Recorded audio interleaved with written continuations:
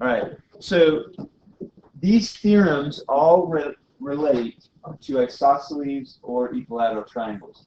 And the picture I draw for this first theorem that says if two sides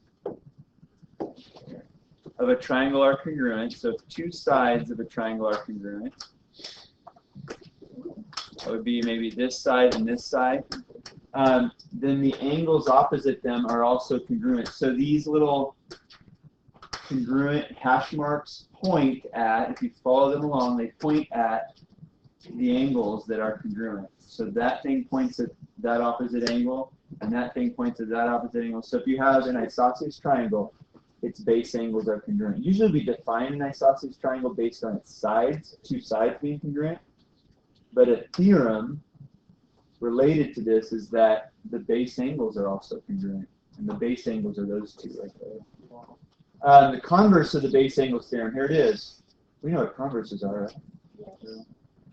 Some of you there are a couple of you that confuse converse and inverse, but it's just switching the if and the then, not knotting it, but switching the if and then. So if two angles are congruent, then the sides opposite them are congruent. Same picture, just starting with the angles instead of the sides. Okay. And then corollaries. We love corollaries in that. They're bonus theorems that we get from the original theorems. So more theorems, 2 for the price of 1. They're awesome. So if a triangle is equilateral, then it's equiangular. How would that be related to this theorem 4.3? If a triangle, oh, now isn't a good time. Let me just finish this one. Yeah. So if a triangle is equilateral, what does it mean to be equilateral? All the sides are equal. Then it's also equiangular. So how does that relate to this theorem about isosceles triangles that says if two sides of a triangle are congruent, then their opposite angles are congruent, right? This is saying if it's equilateral, so if it's equilateral, that would look like this. Try to do my best to draw it. So it's saying if all 3 of these sides are congruent, then it's also got to be equiangular. As a matter of fact, what are all the angles equal to? And this one's 60. How do you know? It has to equal 180. Yes. It goes back to that. Yeah, here. Wait, so. And then the converse of that one says if it's equiangular, then it is also equilateral. So we've got a bunch of applications of this. So these little drawings of share side or overlapping or bow tie triangles, and you're going to try and find the missing side length. So there are no numbers in this, but we can still figure out x and y. I think we can do it. We could actually figure out all 3 of these angles now. What would these 3 angles here all have to be? 60. So we can find out even more than just x. And we might need more than that to get y. Those are all 60.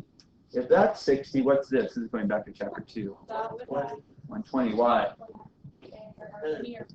Supplementary. They're supplementary. They're a linear pair. Yep. We're speaking the same language. They're the same thing. Okay, now kind of turn your head. 60 would be too much because then 120 and 60 would be already at 180.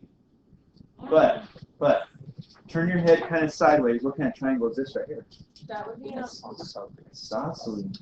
And that means that these little congruent things point at, you guys, those point at opposite congruent base angles. So how many degrees do I have left in the triangle? 60. 60. They've got to each be 30 because they have to be equal. So 30 degrees, 30 degrees. So x equals 60 and y equals 30 degrees. So that's the type of thing you'll be doing in this assignment, okay? Is using these 3 theorems as well as previous knowledge, right? Yeah. That doesn't get to go out the door. We get to use previous knowledge to solve these angle problems. I like using angle problems. Figuring out, it's like a mystery to solve. Why? You're talking about a different class, though. I mean, than what you usually do in, say, a third class. Wait a minute.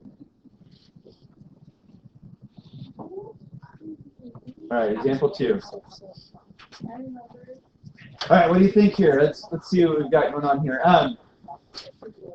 Okay, any angle measurements you know besides the 90 there? Any angle measurements within a triangle? 60, 60, 60. Okay, so here's a 60, here's a 60, here's a 60. Okay, what else do you know? If this is truly 90, which it is, that's the. That would have to be 30. This would have to be 30. And if that's 30 and this is an isosceles triangle, what's x up here? 30. 30. And that would make y 120. How do you know? Because it has to equal 180. Yeah, so y would be Same as last time. 1. So equilateral triangles have all 3 angles equal to 60. That was a big one here. Isosceles triangles, the base angles have got to be equal, and you're still using the fact that the sum of all the inside angles of any triangle add up to 180. So you can use that over and over and over again. Are there some proofs involved in this lesson? There are. I want to show you an example of a proof, some type of proof you might run into. It says, here's another way. You can just fold your arms, just watch. You're going to do something like this. This is actually from the book. This will give you a hint on the hardest problem in the homework. So there's, I think, just 1 or 2 proofs in here. Most of them are what we just did, just filling in the angles, but still a little bit of proof. What you'll find is that there'll be at least 1 or 2 proofs in each one of these sections all the way through like the rest of the year. But here's one. It says, here's another way to prove the isosceles triangle theorem. This is from the textbook. Supply the missing information. Begin with isosceles triangle HKJ. With HK, or KH, they say, congruent to KJ. So there it is. Draw a, what kind of bisector do we have for the base HJ here? You know what, if we were to construct this, or we're drawing it, this is a perpendicular bisector. Okay, so you can fill in there perpendicular bisector, or just note it. That's what this is. We'll just maybe mark it here. What does the perpendicular bisector do to these 2 sides here? And they are equal parts. Yeah. So HM is congruent to MJ, and that's what they're saying here. HM is congruent to JM. So we've got given here. We've got definition of perpendicular bisector. That was our construction we did. And then it says KH is congruent to KJ was given. Why is KM congruent to KM here? Share side. The share side or reflexive, yeah. I take either. I saw some of you wrote share side on there.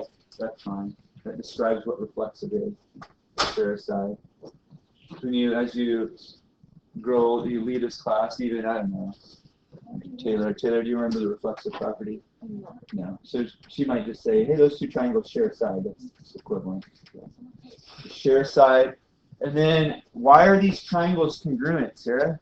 Why are these triangles congruent? Congruent because they are basically the same. They're just a line dividing. I know, but which of the congruence postulates or theorems specifically says that the left half is congruent? Side equals side. Well, okay. Side. Okay. Side angle side would work because these 2 are right angles, but we didn't say anything about those being. So we're going to go with side. But you are exactly right. So Sarah, we could prove, based on the definition of perpendicular bisector, that these are right angles, that right angles are equal, and therefore angle side would also work. And then down here, why is angle H congruent to angle J? They're linear.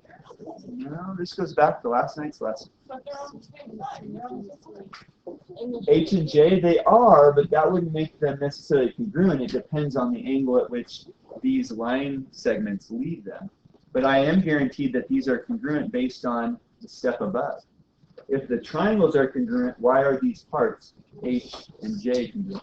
CP, CTC. So you're going to have CP, CTC, a proof just like this one, maybe even this very one.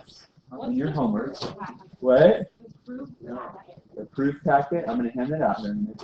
And I'll tell you when that's due. That's an ongoing thing. It'll give you something to do when the lights are out.